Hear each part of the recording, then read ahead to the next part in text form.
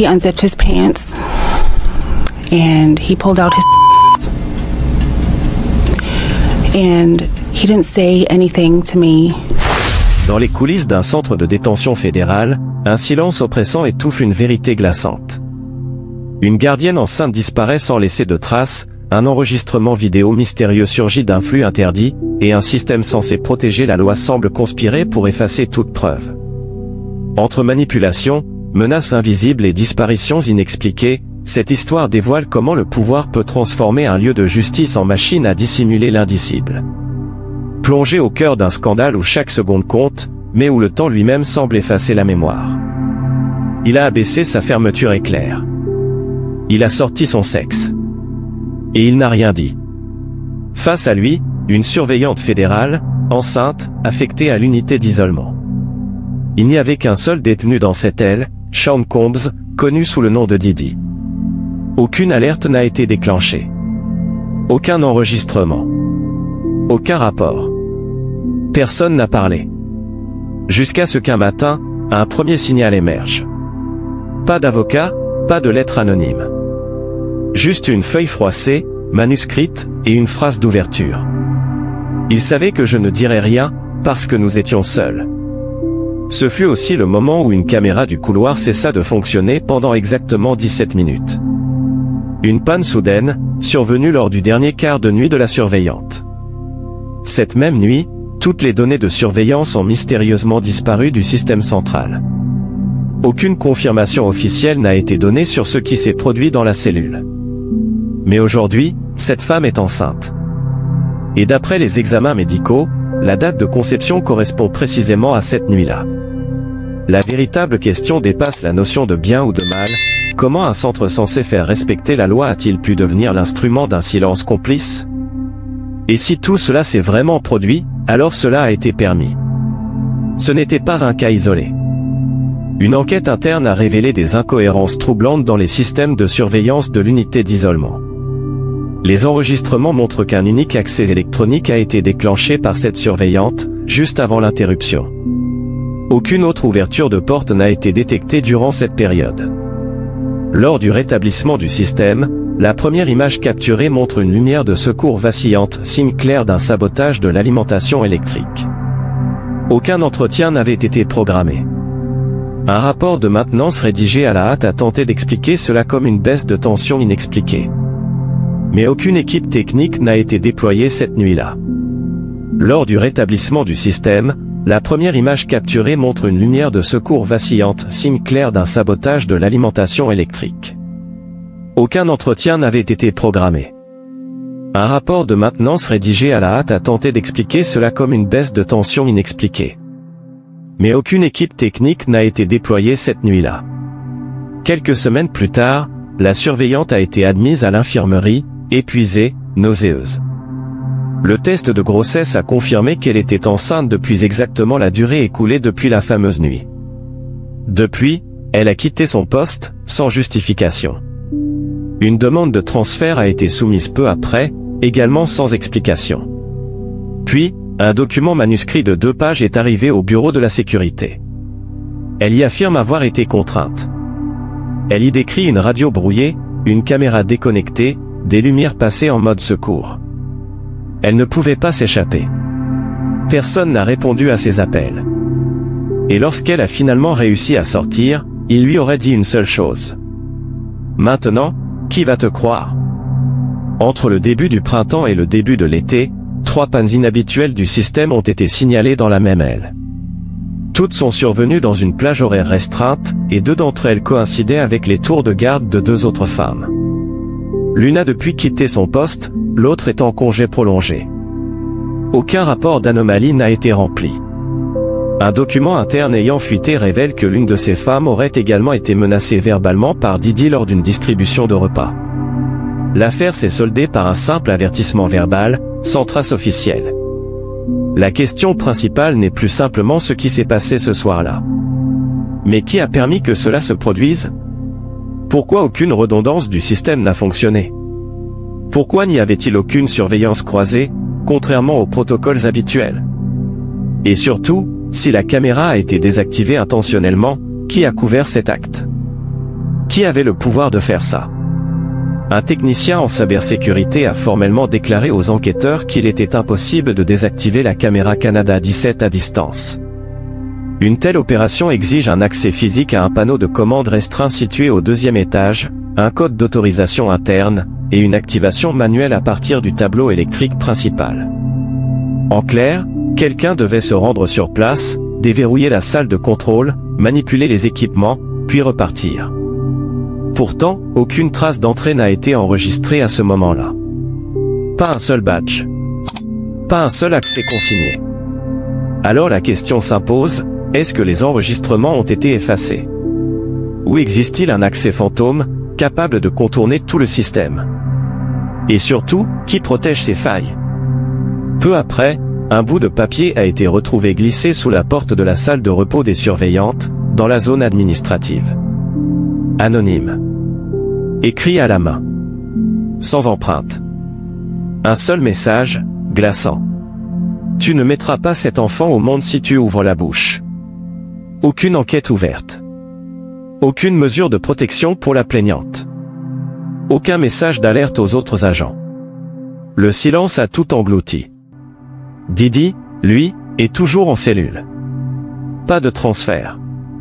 Pas d'isolement renforcé. Aucune déclaration. Son avocat reste muet. Quant à la surveillante enceinte, elle a disparu des registres de service. Personne ne sait où elle se trouve. Si ce système est censé empêcher les récidives, pourquoi permet-il à un détenu d'exercer un tel contrôle?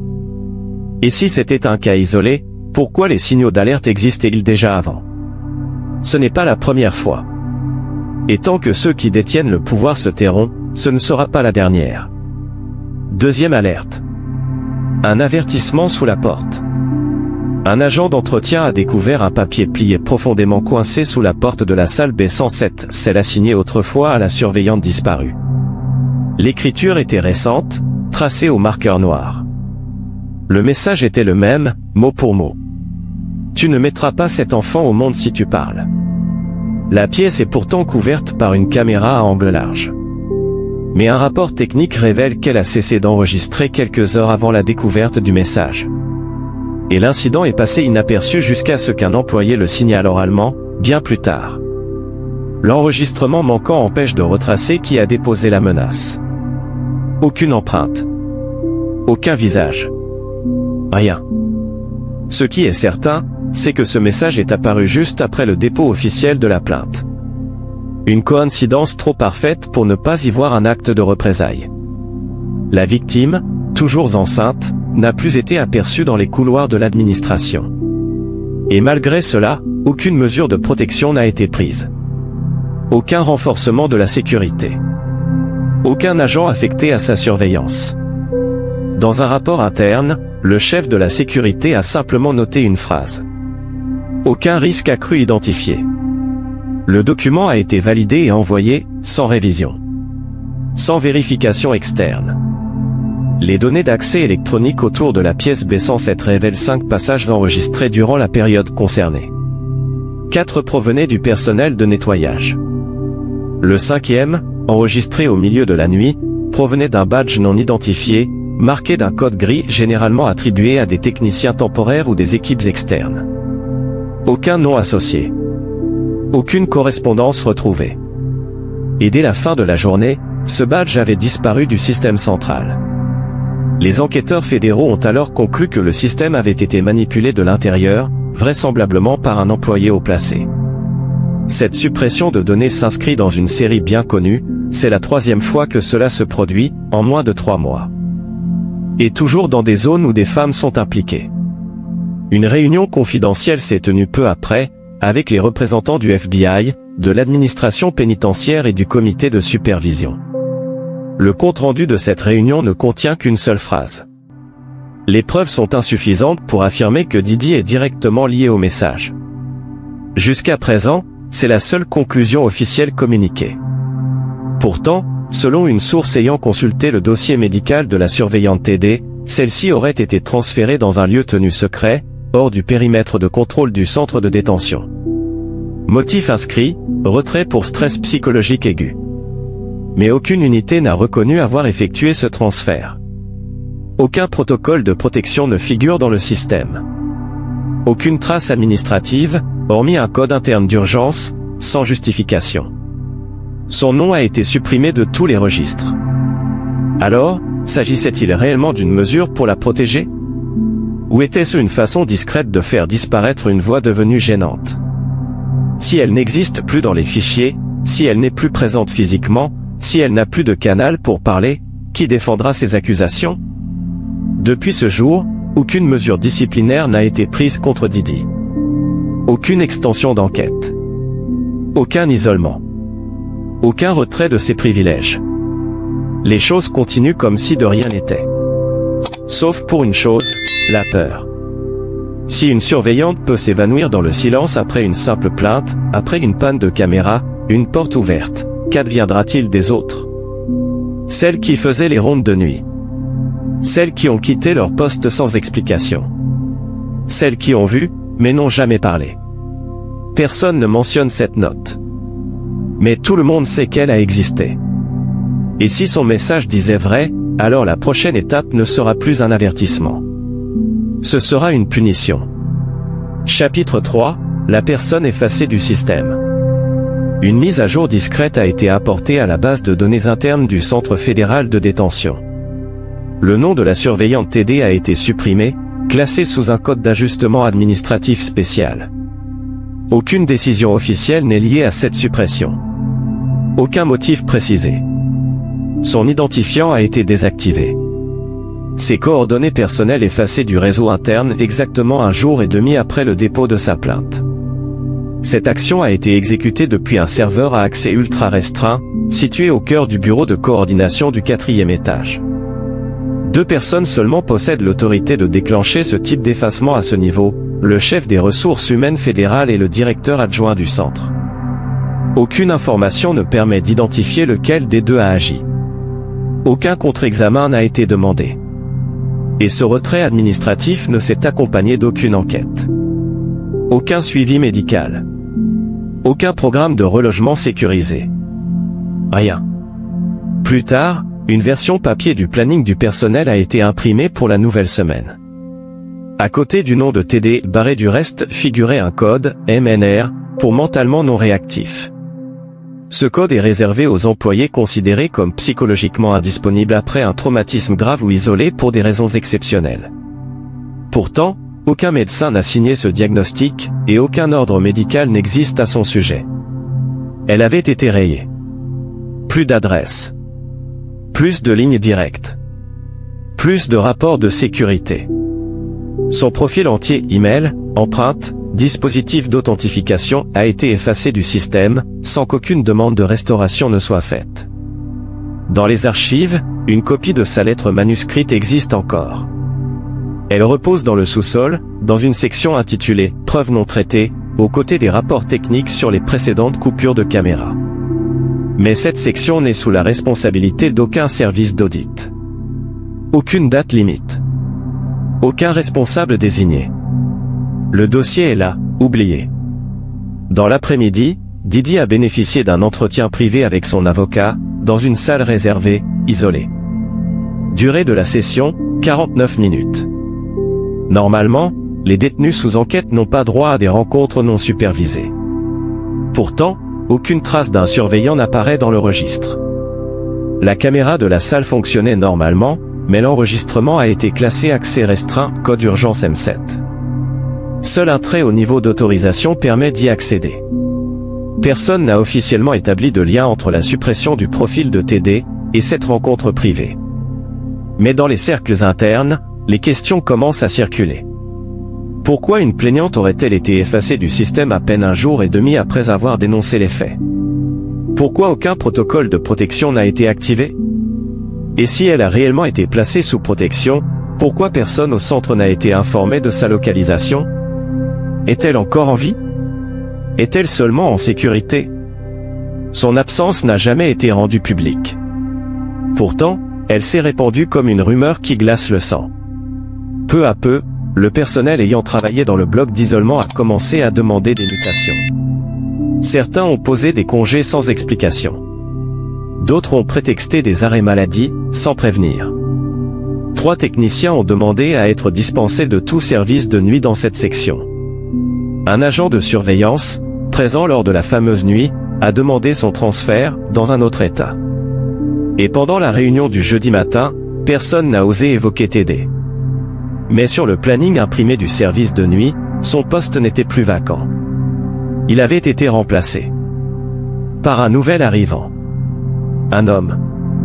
Sans historique connu. Sans recommandation interne. Un nom sans passé. Un fantôme recruté pour combler un vide gênant. Quand quelqu'un est effacé du système, il ne reste rien. Pas de dossier médical.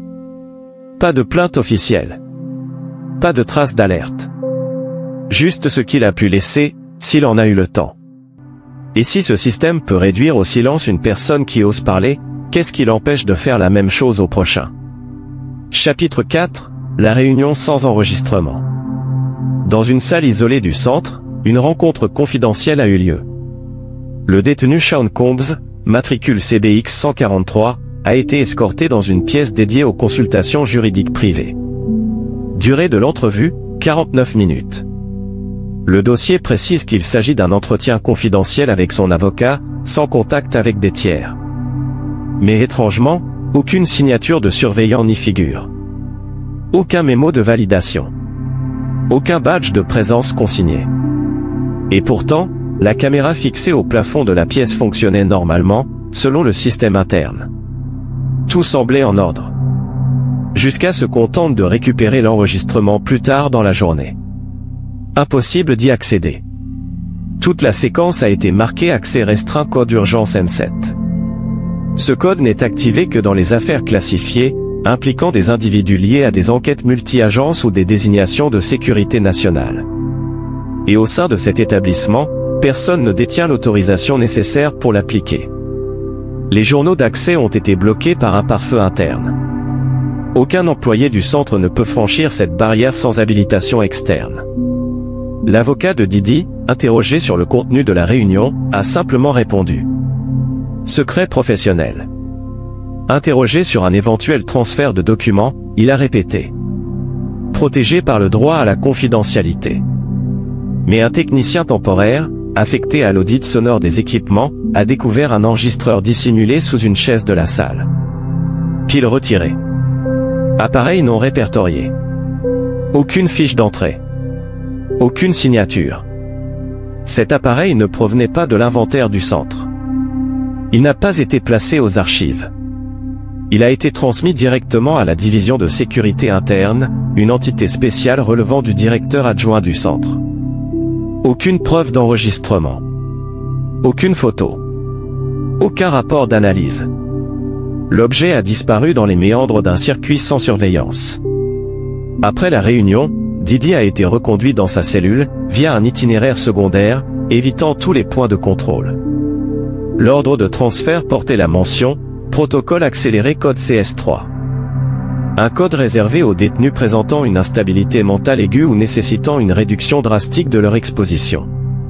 Pourtant, aucun document médical ne confirme que Didi ait fait l'objet d'une évaluation psychiatrique. Aucune alerte. Aucune note. Rien. Juste un parcours effacé.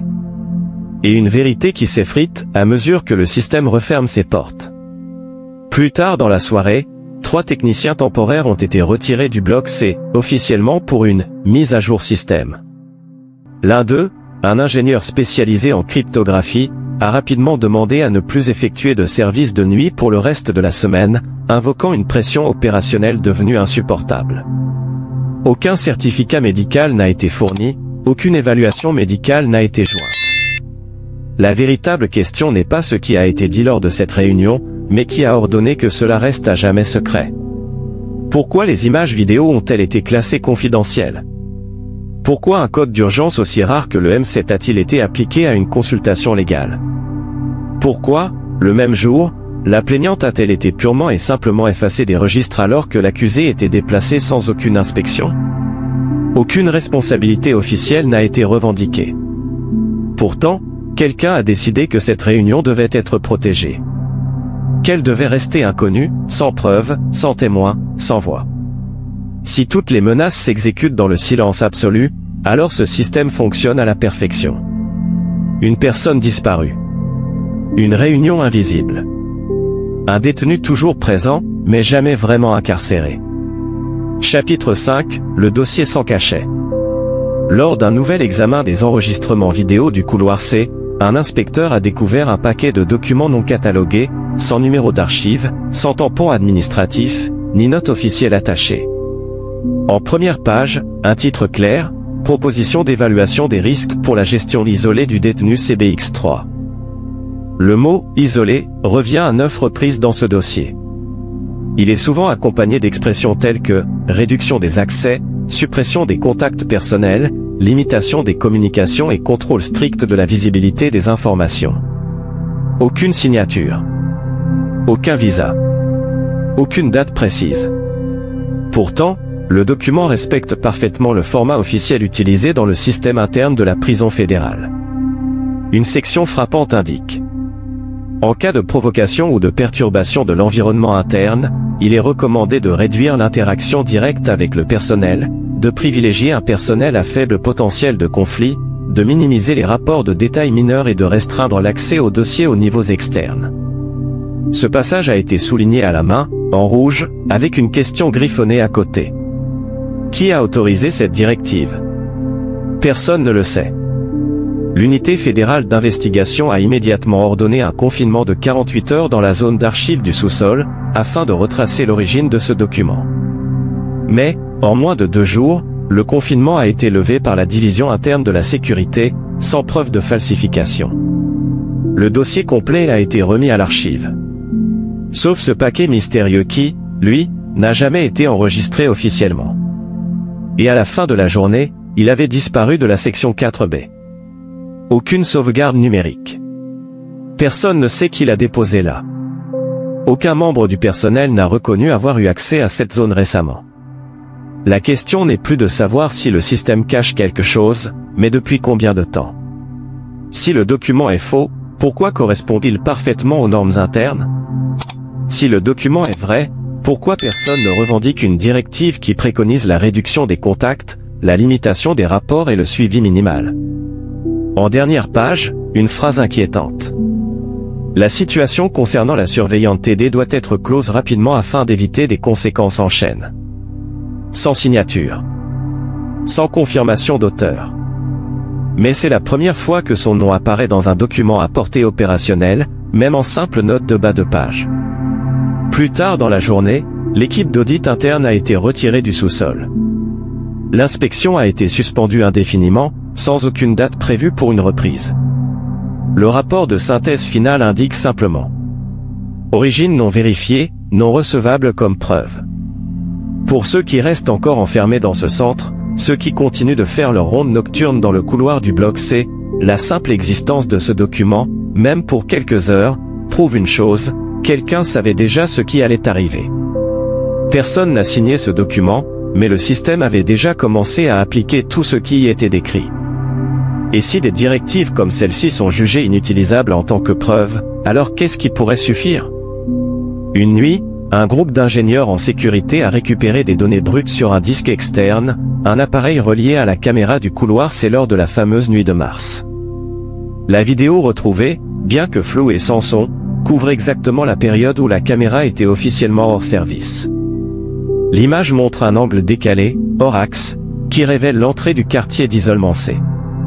Au bout de quelques minutes, une femme en uniforme de garde apparaît, elle avance vers la seule cellule encore éclairée, s'arrête, regarde autour d'elle, puis disparaît du cadre pendant plusieurs dizaines de secondes. Puis, les lumières s'éteignent, une porte s'ouvre derrière un angle mort jamais cartographié, dégageant une lumière rouge étrange. Un homme sort, visage caché, portant un t-shirt gris sans insigne. Il s'avance rapidement vers la caméra, lève la main en un geste, puis l'image devient noire. Cette séquence ne provient pas du flux principal de vidéosurveillance, mais d'un flux secondaire, destiné au diagnostic technique, qui ne devrait jamais être enregistré. Lors d'un test de l'appareil quelques mois plus tôt, une fonction de sauvegarde automatique avait été activée sans que personne ne sache pourquoi. Le disque contenant cette vidéo a été retrouvé dans un tiroir verrouillé, dans une réserve de pièces détachées jamais inspectée depuis plusieurs semaines, par un technicien temporaire qui n'avait pas reçu l'ordre de chercher là. Personne ne sait pourquoi ce dispositif fonctionnait encore. Lors de la présentation officielle du contenu, personne n'a commenté. Aucune directive n'a suivi cette révélation. Le disque a été scellé puis envoyé à un bureau fédéral, marqué comme preuve en attente de classification. Personne n'a confirmé que l'homme dans la vidéo était bien Didi. Personne n'a expliqué qui a ouvert la porte. Personne ne sait si la garde est revenue après sa disparition. Aucun document n'évoque cette lumière rouge qui ne devrait pas exister sur les plans officiels. Lors de la réunion du lendemain, la question la plus troublante a été posée. Si la caméra était complètement désactivée, comment un flux secondaire a-t-il pu être généré? Qui connaissait l'existence de ce dispositif avant sa découverte? Aucune réponse. Juste une note manuscrite en rouge, au bas du dossier.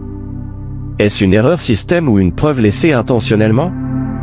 Ces 17 minutes, censées avoir été effacées, sont en réalité les seules preuves tangibles qu'un événement a bien eu lieu. Ce que cet événement fut, personne n'a encore osé le dire à voix haute. Et si quelqu'un savait que cette vidéo existait, pourquoi l'a-t-il laissée là? Peut-être que ce n'était pas une fuite. Peut-être que c'était un avertissement. Plus tard, le centre de surveillance a officiellement classé l'incident comme clos. Sur le papier, aucune infraction ne nécessitait d'enquête approfondie. La plainte contre la gardienne manquait de preuves. La vidéo restait non identifiée. La porte secrète visible dans la séquence n'existe pas sur les plans numériques. Chaque question butait contre un mur de silence organisé. Didi reste incarcéré, toujours classé comme détenu à haute surveillance, toujours bénéficiaire de consultations légales hebdomadaires, toujours suivi médicalement à part. Mais dans les dossiers, aucune trace ne confirme qu'il a été en présence d'une gardienne enceinte, disparue du système depuis plusieurs jours. Personne ne l'a retrouvée, personne ne l'a contactée. Elle a tout simplement disparu des listes, des plannings, même des fichiers de sauvegarde du département de la Défense. Pourtant, ceux qui sont restés, ceux qui continuent de faire leur travail dans le bloc C, ceux qui croisent chaque jour cette cellule, eux, ils se souviennent. Ils se rappellent cette lumière tamisée qui n'a jamais cessé cette nuit-là.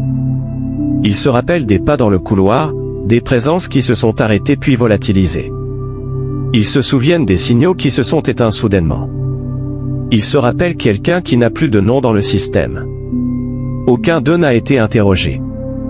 Aucun témoignage personnel n'a été retenu, car cela ne compte pas comme preuve. Comme un cri trop faible, comme une douleur invisible, comme une grossesse jamais détectée. Didi n'a jamais été jugé pour cet incident. Personne n'a été inculpé. Personne n'a été transféré. Aucune commission spéciale. Aucune enquête publique. Personne à l'extérieur ne connaît la vérité. Personne ne sait ce qui a été tué ou interdit d'être écrit. Alors pourquoi lui est-il toujours là, alors qu'elle a disparu? Pourquoi l'accusé peut-il demander à ce que les caméras soient éteintes, et obtenir ce droit? Pourquoi une vidéo non vérifiée a-t-elle été scellée dès sa découverte? Comment une personne, un témoin, une victime peut-elle s'évaporer du système comme si elle n'avait jamais existé? Personne n'a répondu. Personne n'a contesté. Personne n'a rouvert le dossier.